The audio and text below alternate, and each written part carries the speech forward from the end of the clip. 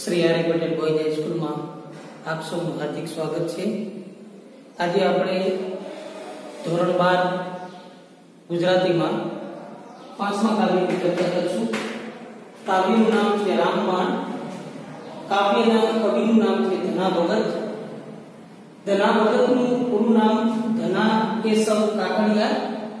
ધના ભગતનો સમય આશરે 18મી સદી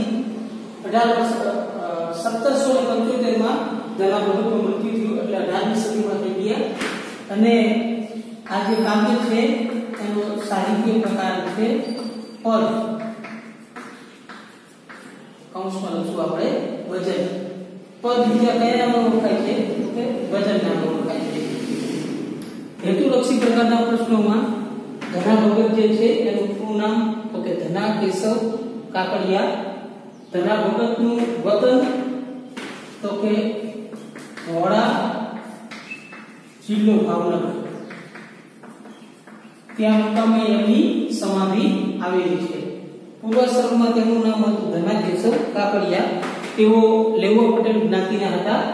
અને તો આટલા પ્રશ્નો રામબાણ કાવ્યના કવિ ધના ભગત। ધના ભગતનું પૂરું નામ અથવા આખું નામ ધના કેશવ કાકડિયા। એનો સાહિત્ય પ્રકાર પદ અથવા ભજન। ધના ભગતનો સમય 18મી સદી 18મું શતક। ધના ભગતની સમાધિ ક્યાં આવેલી છે તો કે ધોળા જિલ્લો ભાવનગર મુકામે આવેલી છે। અહીંયા કાવ્યમાં રામબાણ કાવ્યમાં કવિ જે ભક્તિ જે છે એને કે અલગ અલગ બધા ભક્તોને યાદ કરી અને ભક્તિનું રામબાણ ભક્તિરૂપી બાણ જે વાગ્યું છે અને એ લોકો જે ભક્તિમાં લીન થયા છે એવા જે છે ભક્તો બધા એને યાદ કરે છે। ધ્રુવ છે, પ્રહલાદ છે, સુખદેવજી મહારાજ છે, મીરાબાઈ, નરસિંહ મહેતા अलग अलग भक्त कविओने याद करी અને कवि भक्तिनो महिमा અહીંયા વર્ણવેલ છે। रामबाण वाग्या होय ते जाणे प्रभुना बाण वाग्या होय ते जाणे। एक वाक्यનો प्रश्न वारंवार આ પૂછાય છે, બહુ અગત્યનો છે। અને રામબાણ એટલે શું? રામબાણ એટલે શું? તો રામબાણ એટલે ભક્તિ રૂપી બાણ જે ભક્તને ભક્તિમાં તલ્લીન કરી દે। રામબાણ એટલે શું? તો રામબાણ એટલે ભક્તિ રૂપી બાણ કે જે ભક્તને ભક્તિમાં તલ્લીન કરી દે। આમ સામાન્ય રીતે જોઈએ તો બાણ જે છે વાગવાથી પીડા થાય, પણ અહીંયા કવિ કેવા પ્રકારના બાણની વાત કરે છે? ભક્તિરૂપી બાણની કવિ વાત કરે છે। ધના ભગત વાત કરે છે કે ભક્તિરૂપી બાણ વાગવાથી ભક્ત પીડા અનુભવતો નથી, એની વેદના અનુભવતો નથી।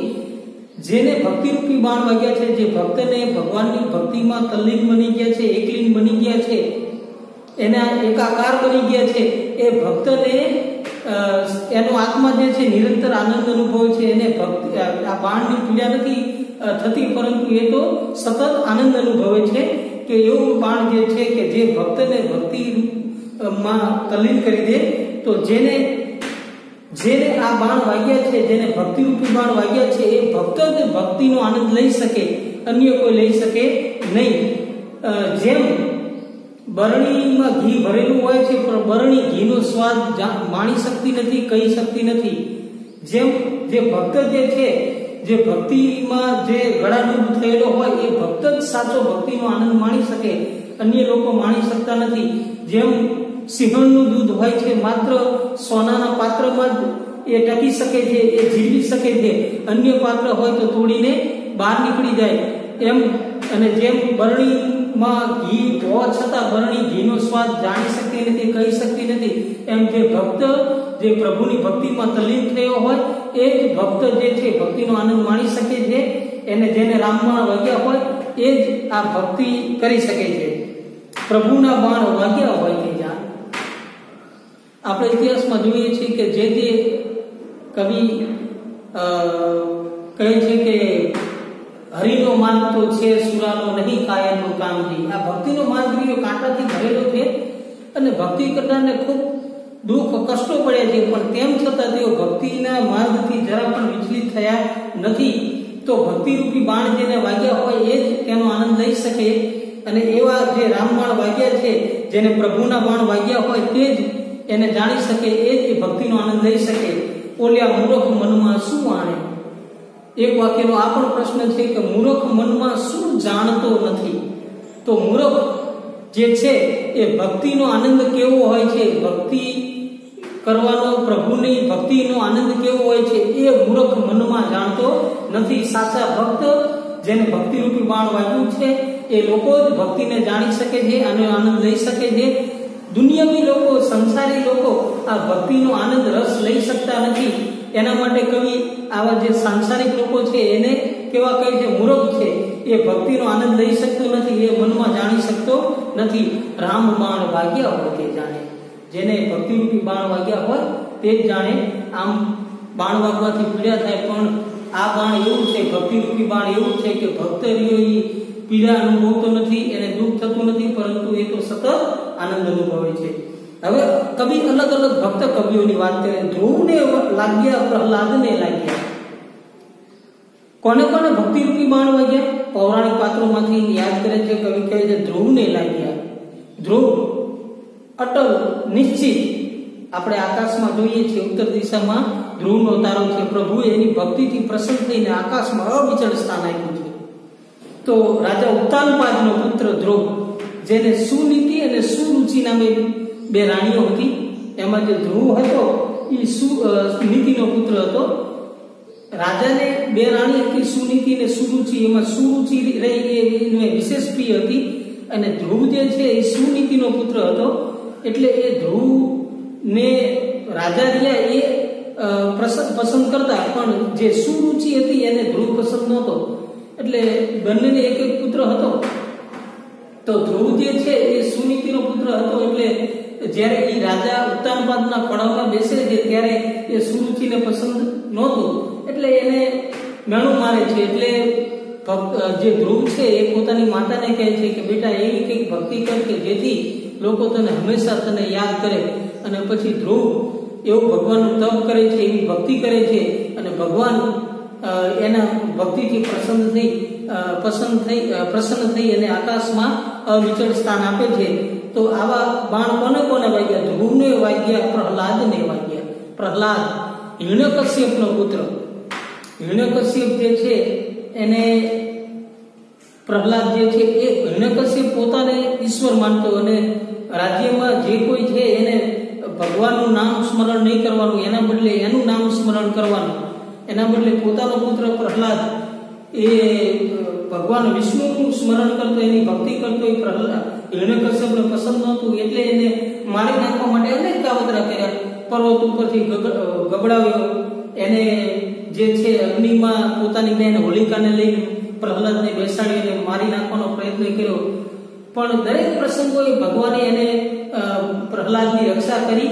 અને પછી છેલ્લે ગરમ જે ધગધગતો લોખંડનો જે થાંભલો હતો એને ગરમ કરીને કીધું કે તારો જો ભગવાન આમાં હોય. પ્રહલાદ એવું કહેતો કે મારા જે પ્રભુ છે એ સૃષ્ટિના કણે કણમાં, જળ અને ચેતન દરેક વસ્તુમાં છે. તો લોખંડનો થાંભલો છે એને બધ ભરવાનું કહે છે, ત્યારે પ્રહલાદ એને બધ ભરે છે. ત્યારે ભગવાન નૃસિંહનું રૂપ લઈ અને થાંભલો જે છે એ લોખંડનો ભયંકર કડાકા સાથે તૂટે છે. નૃસિંહનું રૂપ લઈ અને ભગવાન અને હિરણ્યકશ્યપનો વધ કરે છે અને પ્રહલાદને ગાદીએ બેસાડે છે. તો હિરણ્યકશ્યપને વરદાન હતું દિવસેની, રાત્રેની, સવારેની, સાંજેની, રાત્રેની, આકાશમાં નહીં, પૃથ્વી ઉપર નહીં, અસુર નહીં, માનવી નહીં, યક્ષ નહીં, કિન્નર નહીં, ગાંધર્વ નહીં, સ્ત્રી નહીં, પુરુષ નહીં, લોખંડ નહીં, લાકડું નહીં. આવું વરદાન હતું એટલે પોતાને અમર માનવા લાગ્યો. પણ ભગવાને સંધ્યા સમયે નહીં દિવસ, નહીં રાત્રિ, નહીં લોખંડ, નહીં લાકડું, પોતાના નહોર વડે, નખ વડે, નહીં આકાશ, નહીં ધરતી પડામાં, અને નહીં સ્ત્રી, નહીં પુરુષ, નહીં યક્ષ, નહીં ગંધર્વ, નહીં કિન્નર, નહીં સ્ત્રી, નહીં પુરુષ, નરસિંહનું રૂપ લઈ ઉપર સિંહનું મુખ અને ધડ જે પુરુષનું એ રીતે ભગવાને હિરણ્યકશ્યપનો વધ કર્યો અને પ્રહલાદને પોતાના ભક્તની રક્ષા કરી. તો ધ્રુવને લાગ્યા, પ્રહલાદને લાગ્યા તે ઠરીને બેઠા રહે ઠેકાણે. જેને આ ભક્તિરૂપી બાણ લાગ્યા છે, જેને ભક્તિમાં તલ્લીન બન્યા છે, તે ઠરીને બેઠા રહે ઠેકાણે. તે એક જગ્યાએ સ્થિર થયા, તે ભક્તિ કરી શક્યા. ગર્ભવાસમાં સુખદેવજીને લાગ્યા. આ પ્રહલાદને ભક્તો તો નાની ઉંમરમાં હતા ને ત્યારે એમને આ ભક્તિ રૂપી બાણ વાગ્યા. પણ કવિ કહે છે કે સુખદેવજી મહારાજ વેદવ્યાસના પુત્ર એ માતાના ગર્ભમાં હતા ત્યારથી એમને આ ભક્તિ રૂપી બાણ વાગ્યા છે. એ તો વેદ વચન પ્રમાણે, વેદ અને વેદમાં પણ આ વાત કહેવામાં આવી છે. તો ત્રણ ભક્ત કવિ ધ્રુવ, પ્રહલાદ અને સુખદેવજી મહારાજને યાદ કરે છે કે એમને નાનપણથી અથવા માતાના ગર્ભમાં હતા ત્યારથી જ ભક્તિના બાણ લાગ્યા છે. મોર ધ્વજ રાજાનું મન હરી લેવા હરી આવ્યા છે ટાણે. મોર ધ્વજ રાજા અથવા મયુર ધ્વજ રાજા, એનું અપભ્રંશ બનીને મોર ધ્વજ, મૂળ નામ મયુર ધ્વજ રાજા. અત્યારનું જે અર્વાચીન સમયનું જે ઝારખંડ છે ત્યાં અનંગ નામનો દેશ હતો અને અનંગ દેશનો રાજા હતો એ આ મયુર ધ્વજ રાજા હતો. ખૂબ ભગવાનની ભક્તિ કરતો અને એનાથી ભગવાન ખૂબ પ્રસન્ન થયેલા. પણ એક વખત એમની કસોટી લેવાનું મન થયું ભગવાનને અને ત્યારે બ્રાહ્મણનું રૂપ લઈ અને મયુર ધ્વજ રાજાના પાસે આવે છે અને ભગવાને સિંહનું રૂપ લીધેલું વિષ્ણુ ભગવાને. ત્યારે એના બદલામાં કહે છે કે એ ના બદલે તમે મારું જે છે ને એ જમણું અંગળીયું હું કાપીને આપું છું. અને મયુર ધ્વજ રાજાએ એમ કરી અને પોતાના શરીર ઉપર કરવત એટલે મોટી જેના ઉપર જે ધાર હોય છે, તલવાર તો ન કહી શકાય પણ એમાં જે કરવત જે છે લાકડા વહેરવાનું જે સાધન છે એવું માથે મસ્તક માથા ઉપર મૂકીને કરવત પોતાનું અંગ કાપવા લાગે છે. અને ભગવાન એની મયુર ધ્વજ રાજાની ભક્તિથી પ્રસન્ન થઈ અને એને અભયદાન આપે છે, એને જીવિત કરે છે. મોર ધ્વજ રાજાનું મન હરી લેવા, હરી આવ્યા તે ટાણે. અહીંયા બે દીર્ઘઈના રસ્તે બે છે, હરી અને હરી. હરી એટલે શ્રી વિષ્ણુ અને હરી લેવા એટલે મોહી લેવા. મયુર ધ્વજ રાજાનું મન હરી લેવા, એનું મન મોહી લેવા, મન જીતી લેવા. હરી આવ્યા જે ટાણે, ટાણે સમય, જે સમયે ભગવાને એની કસોટી કરવા માટે આવ્યા, લઈ કરવત મસ્તક પર મેલ્યું. મયુર ધ્વજ રાજાની કસોટી કરવા માટે ભગવાન આવ્યા. મયુર ધ્વજ રાજાએ એ કસોટીમાંથી ખર્યા ઉતર્યા અને પોતાના એના બદલે પોતાના મસ્તક ઉપર જ્યારે પોતાનો કરવત મૂકીને મૂક્યું. પત્ની પુત્ર બેઉ તાણે. મયુર ધ્વજ રાજાના બદલે એમની પત્ની અને એનો પુત્ર કહે છે કે એના બદલે અમે અમારા અંગને વેરાવીએ, અમારું અંગ રહ્યું એ દાનમાં આપીએ. અને આ રીતે બેઉ પતિ અને પુત્ર બે મયુર ધ્વજ રાજાના મસ્તક ઉપર મૂકેલી કરવત ખેંચવા જાય છે ત્યારે ભગવાન પ્રસન્ન થઈ અને એને વરદાન આપે છે. તો મીરાબાઈ ઉપર ક્રોધ કરીને રાણોજી ખડગ જતા, ખડગ મોટી તલવાર. મીરાબાઈ જે છે એ ભગવાનની કૃષ્ણની ભક્તિ કરતા એ રાણોજીને પસંદ નહોતું. આ મીરાબાઈના કવિમાં રાણોનો હંમેશા રાણોજી શબ્દ ઉલ્લેખ આવે. રાણો એટલે રાણા વિક્રમાદિત્ય જે મીરાબાઈના પિયર હતા. મીરાબાઈ તમને ખબર છે કે નાની ઉંમરમાં મીરાબાઈના લગ્ન થયેલા. 9 વર્ષની ઉંમરમાં મીરાબાઈના લગ્ન થઈ ગયેલા અને 16મા વર્ષે મીરાબાઈ વિધવા થયા. સંગ્રામસિંહના પુત્ર, મેવાડના રાજા સંગ્રામસિંહના પુત્ર ભોજરાજા સાથે લગ્ન થયેલા. પણ મીરાબાઈ તો નાનપણથી ભક્તિના સંસ્કાર લઈને જન્મેલા. મીરાબાઈ જે છે એનું જે વતન છે મેળતા, રાજસ્થાનમાં આવેલું મેળતા પરગણાના મીરાબાઈ વતની હતા. અને નાના હતા ત્યારથી ભગવાનની ભક્તિ લાગેલી. મીરાબાઈ 5 વર્ષના હતા અને અગાસીમાં ઉભેલા ત્યારે જાન નીકળી પરણવા. તો મીરાબાઈએ કુતૂહલ વશ પોતાની માતાને પૂછ્યું કે આ બધા લોકો ક્યાં જાય છે? તો કે લગ્ન છે અને જાન માટે પરણવા માટે જાય છે. તો મીરાબાઈએ પૂછ્યું કે મારા લગ્ન કોની સાથે? તો એમની માતાએ ખૂણામાં જે કૃષ્ણની મૂર્તિ હતી એને કીધું કે તારા લગ્ન કૃષ્ણ સાથે. અને ત્યારથી મીરાબાઈ મનોમન પોતાને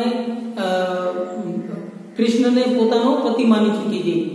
તો મીરાબાઈ આ રીતે લગ્ન થયા તેમ છતાં એ મનથી તો કૃષ્ણને વરી ચૂકેલા હતા, પણ મીરાબાઈ વિધવા થયા, રાજા ભોજરાજાનું મૃત્યુ થયું પછી મીરાબાઈ આ રીતે સાધુની સંગાતે બેસે અને ભક્તિ કરે એ રાણાને એમના દિયર રાણા વિક્રમાદિત્યને પસંદ નહોતું, એટલે મીરાબાઈને મારી નાખવા માટે અનેક કાવતરા કર્યા. એમને કાંટાની પથારી મોકલી ને સાપનો કરંડિયો મોકલ્યો ને અને મારી નાખવા માટે ઘણા પ્રયત્ન કર્યા, પણ ભગવાને કૃષ્ણએ શહેરનો કટોરો મોકલ્યો અને મીરાબાઈ એને અમૃત સમજીને પી ગયા. જ્યારે કરંડિયામાં સાપ મોકલ્યો અને મીરાબાઈ ત્યાં ભગવાનની પૂજા માટે જાય છે તો એ સાપનો કરંડિયો હતો, એના બદલે ફૂલોની માળા બની ગઈ.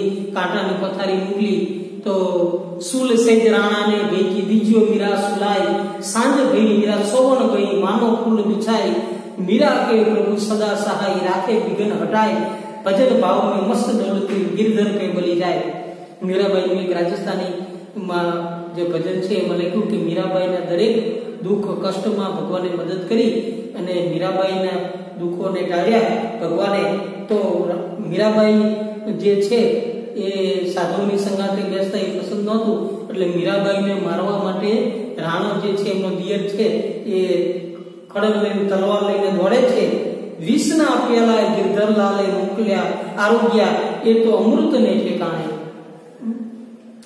મીરાબાઈનું ભજન છે રાણાજીને કહેજો ફરી ઝેર મોકલે. મીરાબાઈને પોતાના પ્રભુ પર એટલો વિશ્વાસ છે કે જે ઝેરના વિષના જે પ્યાલા હતા એ રાણાજીએ મોકલ્યા, એ તો અમૃતને ઠેકાણે.